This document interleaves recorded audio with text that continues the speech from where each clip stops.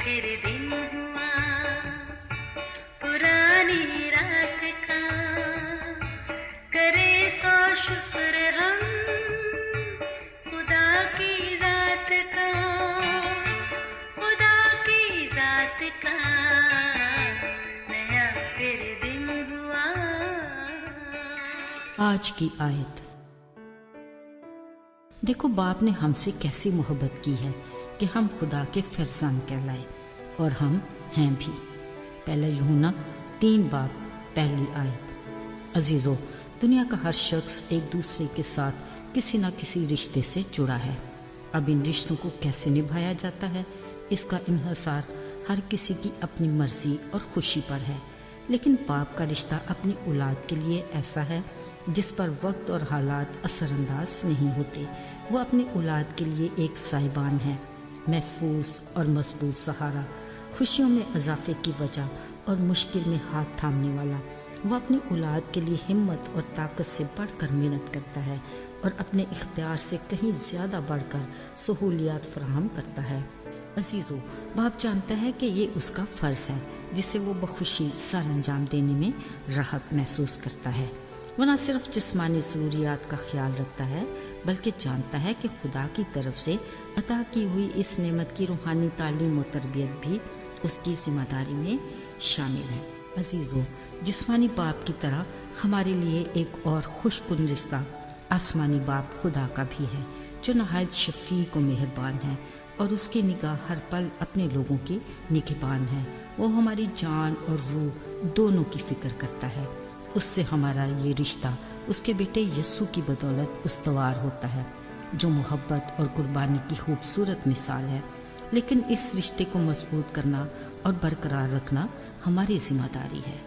اگرچہ ہمارا مخالف ابلیس روز اول سے ہی اس رشتے کے تعاقب میں ہے، اس لیے وہ ہمیں ہر قدم پر نت نئی آزمائشوں میں ڈال کر ہمیں گرانے کی کوشش میں ہے، مشکلات میں الجھاتا، مایوسی اور ناامیدی کے اندھیروں میں دھکیلنے میں مصروف عمل ہے۔ اگر تو ہم یسوع کی حقیقی محبت کو جان لیں اور اس کے ساتھ اپنے رشتے کی اہمیت کو سمجھ پائیں تو پھر ہم کسی طور بھی ابلیس کے ہاتھوں بلیک میل نہیں ہو سکتے، بلکہ خدا کے فضل سے ایمان کی مضبوطی، یقین اور بھروسے کے ساتھ ہر آزمائش میں سرخ رو اور امتحان میں کامیاب ہوں گے۔ کس قدر خوش کن ہے کہ اس کے وعدے ہر موقع پر، ہر طرح کے حالات اور ہر زمانے میں سدا بہار ہیں۔ وہ ہمیں یقین دلاتا ہے کہ میں تیرا خدا ہوں، میں تجھے زور بخشوں گا اور تیرا مددگار ہوں گا اور تجھے سنبھالوں گا۔ غور کیجئے اس کے ہر الفاظ میں کس قدر تسلی ہے۔ ہم آنکھ بند کر کے اس پر بھروسہ کر سکتے ہیں۔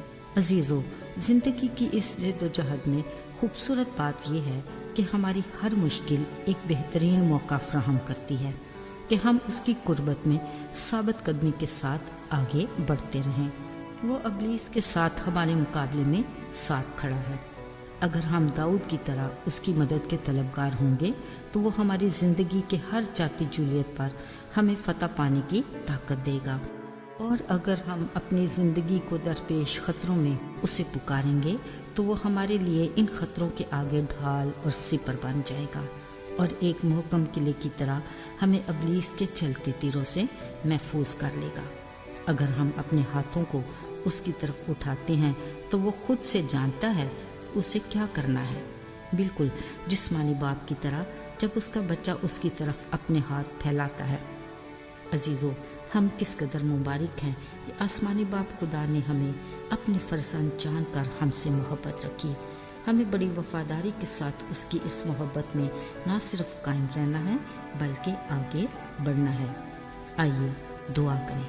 اے باپ، ہم تیرے شکر گزار ہیں کہ تو نے ہمیں اپنے بیٹے یسوع مسیح کے وسیلہ سے ہمیں خود کو باپ کہنے کا حق دیا۔